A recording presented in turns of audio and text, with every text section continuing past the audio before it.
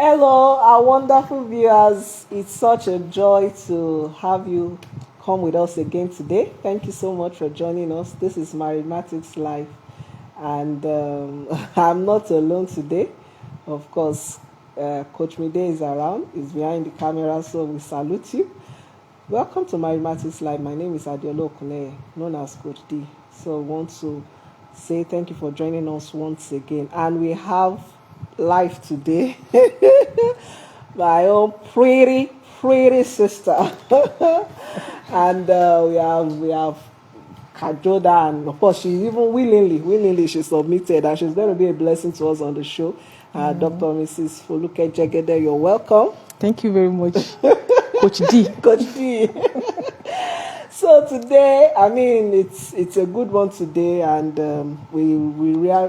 it's a rare privilege to have her. So we want to take as much as God will have us. And as we said, today is Frank Talk, and she's going to be talking with us. Going to be discussing. Want to have a frank talk, especially with singles, people in the marriageable age, aspiring towards marriage. So she'll be sharing with us from our wealth of experience. You've been married now for about how many years? Our veteran in marriage. Married for 22 years. Wow. So she's been married for 22 years. Known my husband for like 25 years. Wow. That's great. So that's, let's say you were in the active scene, dating, you were in active service, maybe like 25, 26, 27 years ago when you were single. How was it then, and compared to what you see now? How was singlehood then, for you? Thank you very much, Coach D. Yeah. Then courtship was different from now. Okay. There's nothing that is called dating at that time. Even myself, I'm not sure I met dating. Dating came like a period of 10 years ago. There was nothing like dating. If you are, it's called courtship. So it means whoever you are, let me say, going out with. Or in a relationship with. Because then there was nothing like going out. I remember something very funny that occurred to me when I said going out now. Okay. I think I was in secondary school, my SS3 or so. A guy just told me, "Please, can I go out with you?" I was so naive. I said, "Going out? Where are we going to be going to?" It was as funny as that. That was the first time I heard the word going out. So it was funny to me. And now asked him, "Where are we going to be going to?" The guy looked at me and said, "I was like, girl, where is this one coming from?" Who is this one? So this dating thing, there was nothing like dating at that time. It was courtship, because whoever you have any relationship with, the reason behind your having a relationship with that person, either a male or a female, is to marry the person. Nothing else. So when people see you together, they know you are going to get married. You don't date. You don't try this one. Yes, you don't try anyone. So it means that whoever you are in a relationship with, you have prayerfully considered that. That this is, before you say yes to that person, you know that this person I will someone I can live with. Somebody that for us then, let me say for me, because somehow I've been praying about marriage. Okay. I remember if I tell somebody now, they will say, it's too early. It just happened that, it was the days of Scripture Union, FCS stuff. Yeah. So I remember when I was in Form 2 then, we had this program in FCS, and they said we should all start praying for our future partner. Wow. So I remember I was praying critically. I said, "God, there's this sign I want to know. Wherever I meet the person I'm going to get married to, let me feel like this. These are the signs I want. I don't know, but this is what I want to feel." And somehow God had me. So many people have been saying. In fact, we were talking about some today. Yes. I told you that the customers that kept calling. Let me say, for me, I had a lot of suitors. I had so many suitors, but what I've told God, it was so easy for me to know, and to, no matter the circumstance. Not that all of them were not; they were Christian brethren that were coming, and I didn't get what I asked God for. So it's not too early. What I will say from this one, it's not too early to pray for you, because like I said then, that there was nothing like dating. So you don't try. There's no try and error. There's no try and error. As a Christian, you make up your mind. This is the person I want to get married to, and you do that, you go ahead prayerfully. And because for the male and the female, you've made up your mind, so you tend to work things out, even in relationship. We have seen cases that people eventually did not marry. Yeah. Even though they maybe set out they were going to marry, they were courting. Probably because and somehow, because you don't just jump to anybody. You have been in a fellowship, you have seen this brother, you have seen each other. This is the kind of character that I think I can go out with. The kind of character, and so some basic things too. Okay. People ask questions of basic things. I know I was telling the other that I used to have have a friend that each time was a friend, just normal classmate, and we ask you, Foluke, please, what is your genotype? And I told her, I said, the person will keep on asking me, what is your genotype? I said, why are you asking me? I told you now. I will tell the person my genotype, because why are you asking? I said, I just want to know. And somehow at the back of my mind, I was saying, okay, maybe he wants to say, I say you. I was even when you say it, I cannot marry you. So I was saying it at the back of my mind. As he asked me so many times. Meaning that what he has at the back of it was like, in case this our friendship end up one day, I will ask you that we'll get married. Will you marry me? And let's start a relationship. That one would have the issue of probably, I guess he was an AS person, and he was making of better. Let me be careful. So there are some of all those things that people do at that time. Unlike now, that where there's dating now, it is well, because now you try this, it doesn't work. You have the freedom. Even I would say it's of the world. And somehow it has crept to Christianity, into Christianity, and it has affected marriages. It has, actually. You know what someone said? I think I read it, or someone said it, that this culture of dating has made people have they will be so used to the fact that if something is not working, I leave. Exactly. So when they even get married, it's not working, I leave. Yes. I have options. So it's like you have prepped your mind that there's no big deal in relationship commitment. Yes. There's no big deal. Even when you are courting, sometimes there's always issues at courtship. For me, we had issues when we were on courting. We had issues, but somehow we lived over it.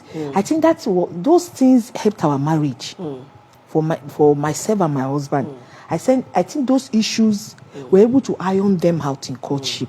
We didn't part ways arbitrarily. We had issues.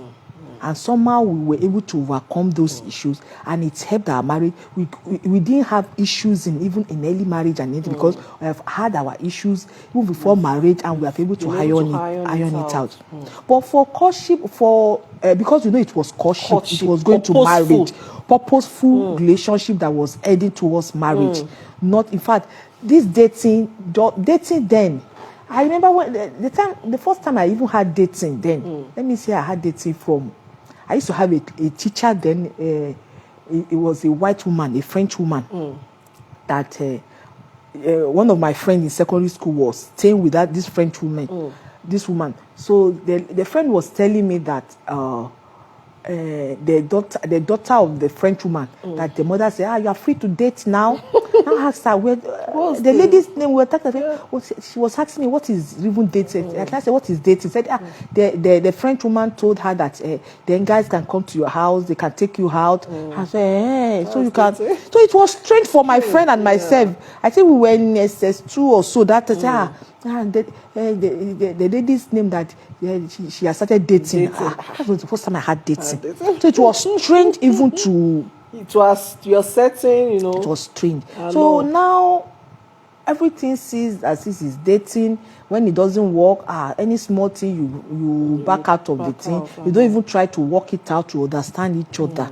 So, and from when you eventually get married, issues will come up because these are two people that are raised in different homes, different backgrounds. These are people that are, even when you are courting, you don't see each other finish.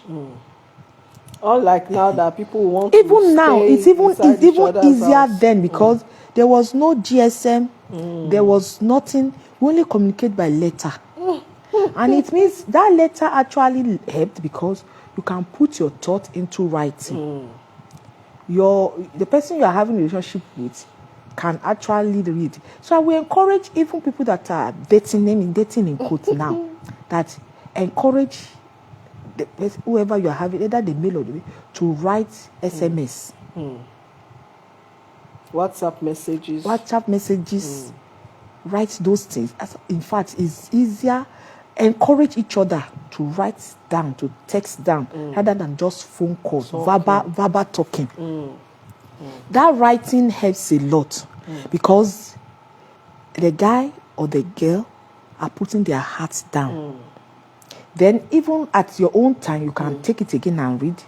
Okay, actually, this is what this person meant. This is what I think.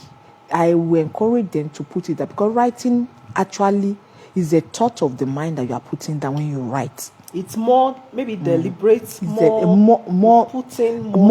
effort, the more commitment. There's commitment towards that. Then when you were writing letter, you're going to write something, you're going to buy stamp, you're going to take it to the post office, you're going to send it, you're going to wait for the reply. It's a commitment. So these are when you are dating now, try and figure out or craft out a form of commitment on the part of each other, so that people don't just chicken out of it and move to the next person. To the next person, wait available person. To the next person. And talking of commitment, do you know we've had situations in which some people who are being in a relationship or dating, and maybe it's just a distance of Lagos to Ibadan, and they will hardly see. I don't know. You know, talking of commitment, they'll say, I can't come, we can't come. You just find out that what exactly are you doing if you can't just put in a little effort. Everything it comes to you. You have to, and you know it's so sad now. I want you, Mark, to give us some factors or some things you think singles should consider now when they, of course, even if those people are Christians, we are addressing Christian youths, Christian singles. Now, what are the things as a lady or as a guy that you should, maybe you start with the ladies, then you talk about the guys. That what are those things, those factors you should consider when you are wanting to consider someone for marriage, for courting and dating, so that will lead eventually to marriage? Because even on our own path to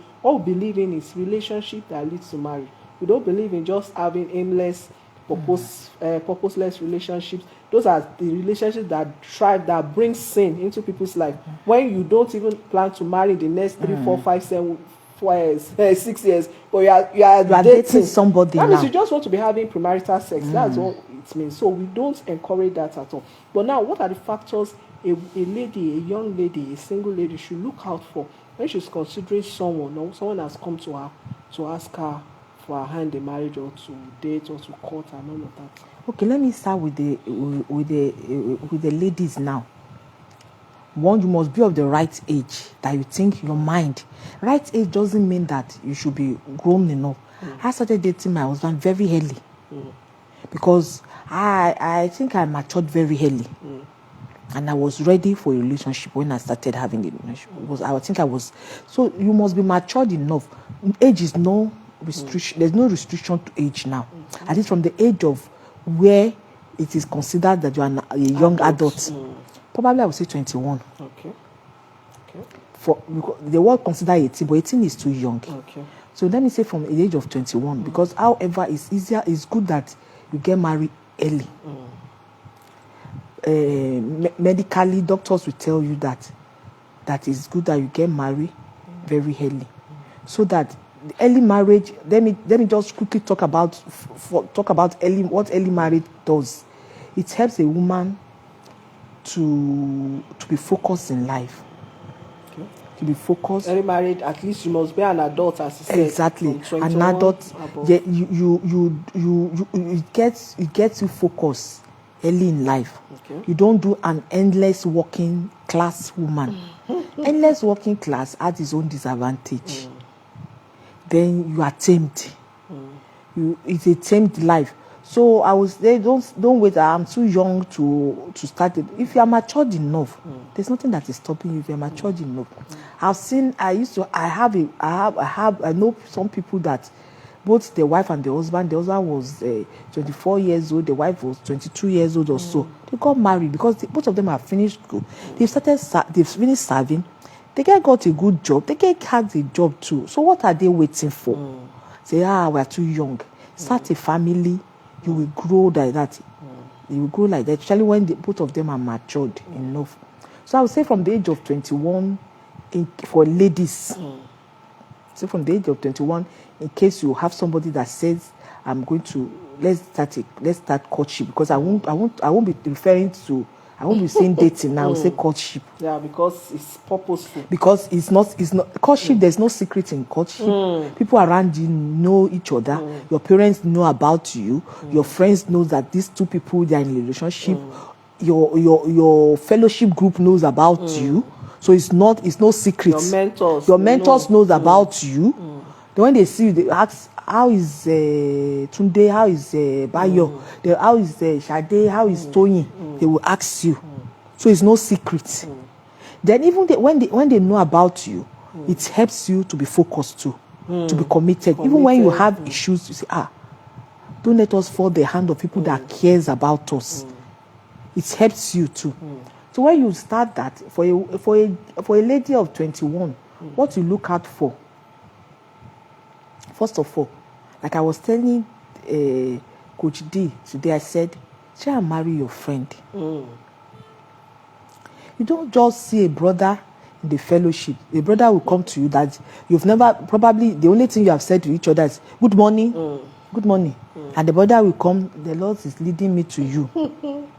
Somehow, if the Lord is leading that brother to you, the brother should have tried a little bit to cultivate friendship with you. Cultivate friendship with you in such a way that you have some things in common. It sees you beyond fellowship, beyond praise the Lord. Let's sing to worship to the Lord. I've seen you beyond that, in that knows that maybe you like reading, you like singing, you like this is what you like. Probably I don't like somebody that likes this. Quickly pull away from that friendship, or that friendship will continue. You won't ask. Let's start a relationship. So it means that for a lady, try and marry your friend.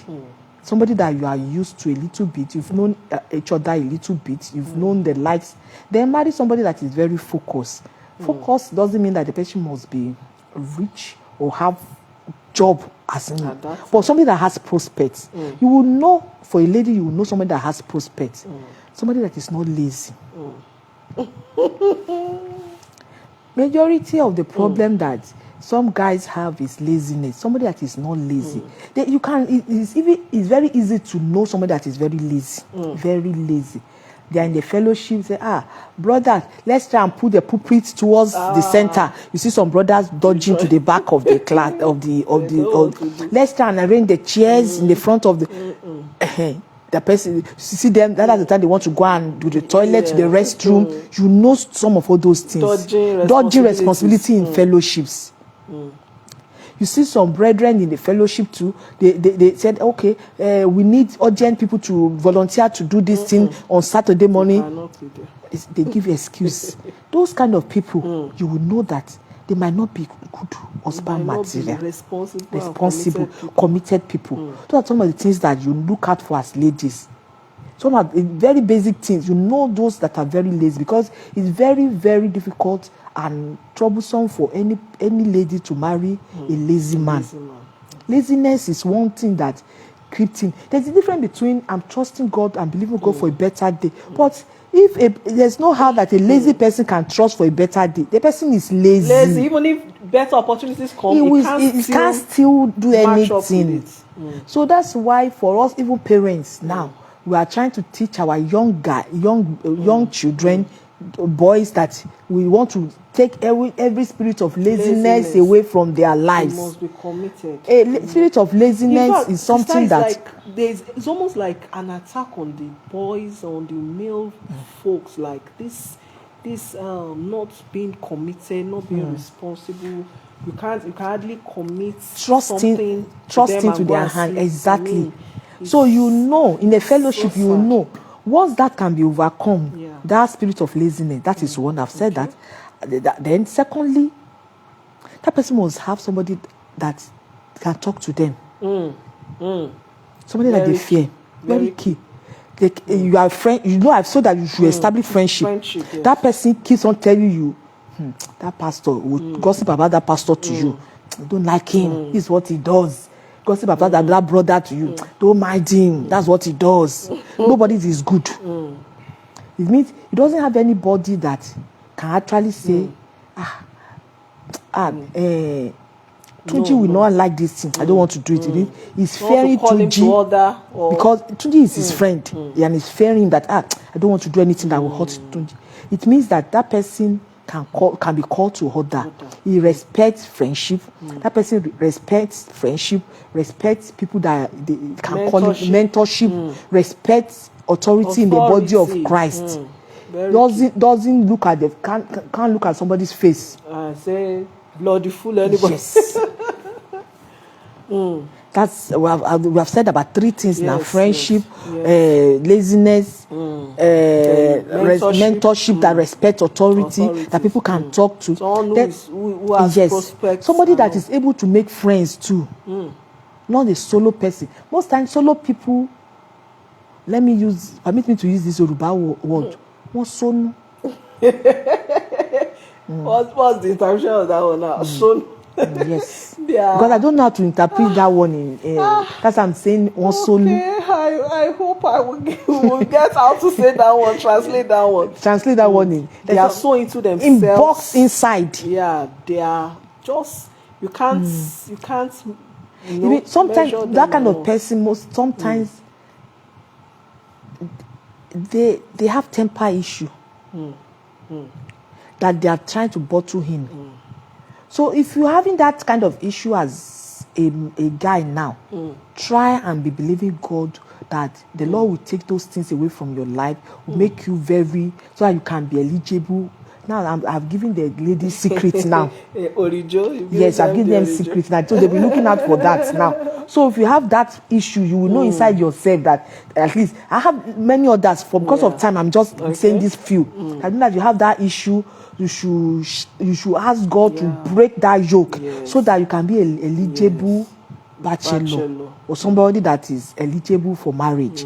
That ladies can say, okay, this person, I can trust my life. Because the whole essence of marriage is that another life is trusting a life onto your hand. Very key. So can somebody trust life into somebody that is lazy?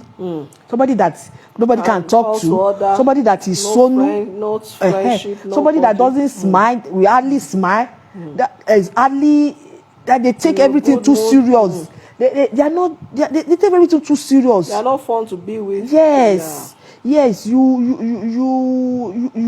think you are better than every other person. So it's one of those things that you should look at. Then now for guys now, let me say for males now. Let's balance it now. For brothers now, you want to look at sisters. Things that you should look at are in sisters. Let me say somebody that is herself. That is real. Somebody that is herself, that is sincere. somebody. That's, in fact, that summarizes majority of what they should look at. Somebody that is herself. Somebody that doesn't want to impress. Okay. A sister that doesn't want to impress anybody. You don't want to impress anybody. So you can come to fellowship, even when they call you in fellowship, come, we have, I remember in school, they will call you sometimes, say, let's everybody meet at 6 o'clock. Let's 6 o'clock so that we can quickly go and arrange that place of fellowship. What the sister is busy doing is that wants to see maybe her hair is set very well, makeup is all right. That person is not herself. It means you are impressing people. If you cannot go out the way you are, that's part of the things you should look at. Don't try to impress anybody. Means you have the ability to love yourself. That is self-confidence. So a guy should look at a lady who is confident in herself, because that confidence of that lady will help the guy when they are married. A woman that is timid, that doesn't have self-confidence, means that person doesn't love herself. So it means because most times in marriage, the confidence of the wife help the guys to rise. So how can you go and marry somebody that is going to pull you down? Someone that you have to keep assuring so the time you're supposed to do all that things, you are reassuring her, my dear, don't you are all the time, you are reassuring her. Get confident. Somebody that is always intimidated by other people, someone that is leeching up to you like a parasite, that is all the time looking at comparing herself with people, ladies, sisters that compare themselves with sisters in the fellowship. They want to be like Sister Lagbaja. Exactly, they are in competition with sisters. You should look at that. Sisters that are in competition, it means that that kind of person is a liability to any man. It's a liability to any man. Because you can't really be able to satisfy her. Exactly. New things will keep coming out. Exactly. A sister that is not contented. Very key. Is that is not contented, and you will see that in the fellowship. I mean, it will be so obvious in the fellowship. When they are doing something, she wants to be the only one there. She can't manage other people complain. At the same time, she will be a gossip. That kind of person will be a gossip. So the things that a brother should look at: an humble person, someone that is humble, that humility is there, somebody that is herself, that have this confidence, that is not intimidated by any other person. So it can stand. It can stand. They say behind every successful man, there's a woman. So when there's nobody to rest your back on, or the person you are planning to rest on self is so weak and the child that you cannot rest on, that can break you at any time. Can't provide any support for the guy. And for every marriage, there's always need for a support. So those are the things that there are many other things that times will not allow us to look at. But so if you are a sister now and you find yourself in some of the things that I've mentioned now, try and check yourself and just be like yourself. Yeah, and try, to work on and keep improving so that you will be eligible for marriage. Be a flower that because we are giving the secret to the brothers now. The secret is in the hand of the brothers now. The secret is in the hand of the sisters too now. Well, so that you can work on yourself. Other. Wow. These are not things you find in the markets really, and many times these are not things that. This is just everywhere in this generation. I hope generation of dating. Yes, dating. And like we said, even though you use the word dating, please know that it's with a purpose. The Christian setting, the Christian life does not allow, just purposeless relationship. It should be after prayerfully considering people. Not that, some people will even know that I cannot marry this person, but I still want to date the person. I mean, what the whole essence? He knows that I will not marry the person. Yeah, and it's like living a lie, not being sincere and not being truthful. And the Bible encourages us to be truthful. The funny thing is that when you do that, they will know you in the fellowship. I see that brother that has dated this, dated that, dated this. There was an incident that at the end of the day, that brother, in fact, those sisters were telling each other in a small setting. You've spoken to like about four or five sisters. Though those ones were just saying no, and all, but then he doesn't portray you as a serious they will know that person. At the end of the day. Whoever marries the ladies, the guys at the long run, they say, finally, and the wife become a laughing stock. Laughing stock.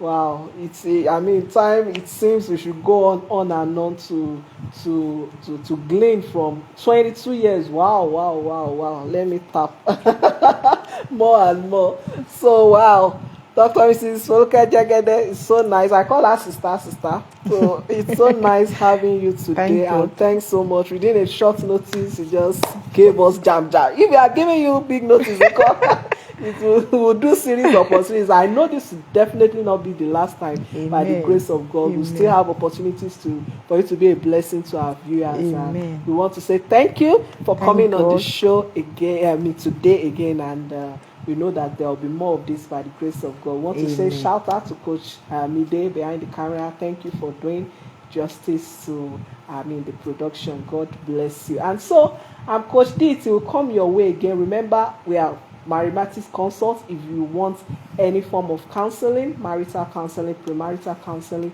you can always reach out to us. We are both certified professional married mentors and relationship coaches by the grace of God. So till we see you again on Marriagematics Live next Monday. Bye-bye.